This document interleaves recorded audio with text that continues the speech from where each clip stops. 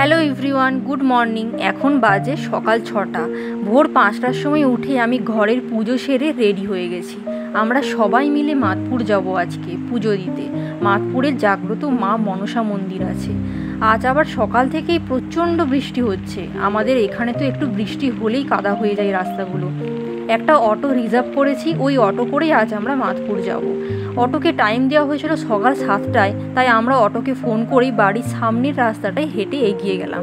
আর বেরোতেই দেখি বৃষ্টিটা আরও জোরে বেড়ে গেছে। আর রাস্তাগুলোর অবস্থা দেখো, পুরো কাদায় ভর্তি। আমরা বাড়ির সামনের যে লোকনাথ মন্দিরটা আছে, ওই মন্দিরের সামনেই আমরা সবাই মিলে ছাতা নিয়ে দাঁড়িয়ে আছি অটোর অপেক্ষায়। অটোর তো আসার কোনো নামগন্ধই নেই। বৃষ্টিতে দাঁড়িয়ে দাঁড়িয়ে হাফ প্রায় ভিজেই গেছি। কিছুক্ষণ গল্প করতে করতে হঠাৎই দেখলাম অটো চলে এলো। ফাইনালি অটো চলে আসার পর অটোর ড্রাইভার সিটগুলোকে মুছে দিল। তারপরেই আমরা রওনা দিলাম মাতপুরের উদ্দেশ্যে। আশা করি অনেকেই জানো এই মাতপুরের মনসা মন্দির কতটা জাগ্রত। খড়গপুর লোকাল থানার 3 নম্বর লজমাপুর গ্রাম পঞ্চায়েতের গোবিন্দনগর মৌজার মহিষা গ্রামে রয়েছে মা মনসা দেবীর মন্দির। খড়গপুর থেকে হাওড়াগামী রেল লাইনের পাশেই মাতপুরের কাছে ফাঁকা মাঠে মনসা দেবীর অবস্থান।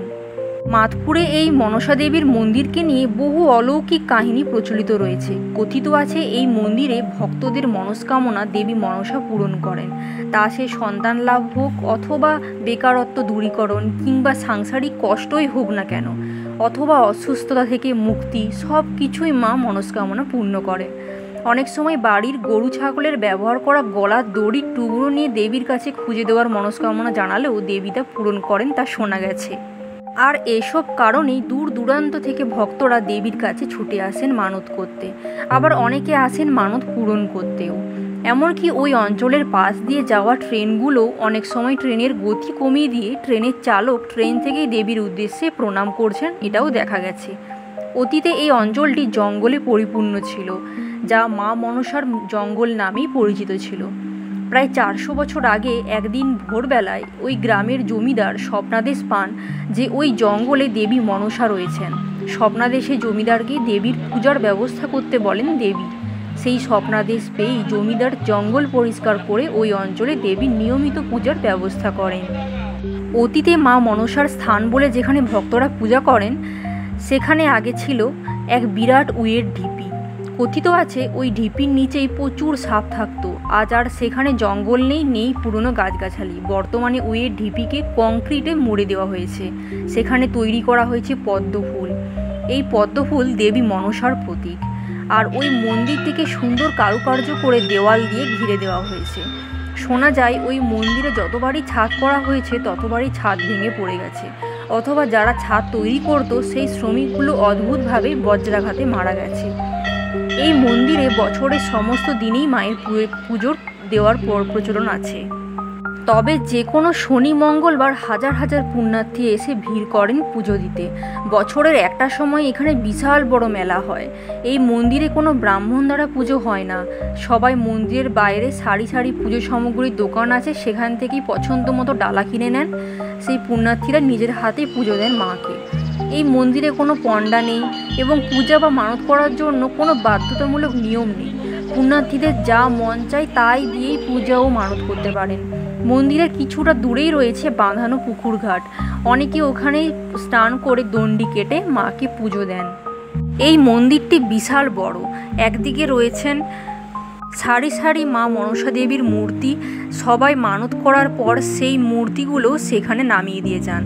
আরেকদিকে রয়েছে পদ্ম ফুল, মায়ের প্রতীক, উইয়ের ঢিপি যেটাকে কংক্রিটে মোড়ানো হয়েছে। আরেকদিকে সারি সারি ঘণ্টা সাজানো হয়েছে। আরেকদিকে প্রচুর গাছগাছালিগুলো ভালোভাবে ঘিরে দেওয়া হয়েছে, যেখানে হাঁস মানত করলে সে হাঁসগুলোকে এক সাইডে রাখা হয়। ধূপ রাখার জায়গা, মন্দিরের মোমবাতি, প্রদীপ জ্বালানোর ব্যবস্থাও এক সাইডে করা আছে। চারিদিকটা ঘিরে বেশ সুন্দর লাগলো দেখতে। আর মন্দিরের কারুকার্য দেখে তো আরও অবাক হয়ে গেলাম। ভীষণ সুন্দর নিখুঁতভাবে তৈরি করা হয়েছে। আর দূর থেকে দেখা যাচ্ছে ট্রেন, মালগাড়ি যাওয়া আসা। অনেক বছর আগে যখন এসেছিলাম তখন এই পুকুরটাকে বাঁধানো হয়নি। এখন দেখুন কি সুন্দরভাবে বাঁধানো হয়েছে। এই পুকুরের থেকেই সবাই স্নান করে এখান থেকেই দণ্ডি কেটে অত দূর থেকে মন্দিরে গিয়ে পুজো দিয়ে আসেন সবাই।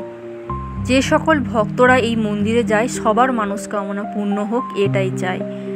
আমরা সবাই মিলে ভালোভাবে পুজো দিয়ে মন্দির থেকে বেরিয়ে গেলাম। এরপর মন্দির থেকে যেতে যেতে দেখলাম কত সুন্দর সুন্দর ফুলের গাছ। সেখান থেকে আমরা দুটো ফুলের গাছও নিয়ে নিলাম। এই যে সামনে দেখতে পাচ্ছ পার্পেল জবা গাছ, সেটা একটা নিয়েছি। আর এই ফুলের নাম আমি ঠিক জানি না, সেই ফুলের গাছটা আমরা নিয়েছি। দাম নিয়েছিল এক একটা করে 30 টাকা করে। আর চারিদিকে রয়েছে প্রচুর খাবার দোকান। মন্দিরে পুজো দেওয়ার পর কোনো চিন্তার কারণ নেই, চারিদিকে রয়েছে প্রচুর খাবার দোকান, মুড়ি চপ থেকে শুরু করে লস্যি, আখের রস সব কিছু। আমরা সবাই মিলে এক গ্লাস করে একটা করে আখের রসই খেলাম। এই আখের রসের সাথে পুদিনার পাতা, কাঁচা হলুদও মেশানো হয়েছিল, যার টেস্টটাকে আরও দুর্দান্ত করে দিয়েছিল। আমরা সবাই মিলে আখের রস খেয়েই বেরিয়ে গেলাম বাড়ির উদ্দেশ্যে। অনেকক্ষণ না খেয়েছিলাম তো মাথাও ধরে গেছে। সবাই মিলে এবার বেরিয়ে গেলাম। আমাদের যে অটো রিজার্ভ করা ছিল সেই অটোটাও স্ট্যান্ডে দাঁড়িয়েছিল, সেখানে আমরা চেপে গেলাম। আপনারা কিভাবে যাবেন এই মন্দিরে? যারা হাওড়া থেকে ট্রেনে আসছেন তারা মেদিনীপুর গ্রামে যে কোনো ট্রেন ধরে মাতপুর স্টেশনে নেমে অটো বা টোটো ভাড়া করে এই মন্দিরে যেতে পারবেন।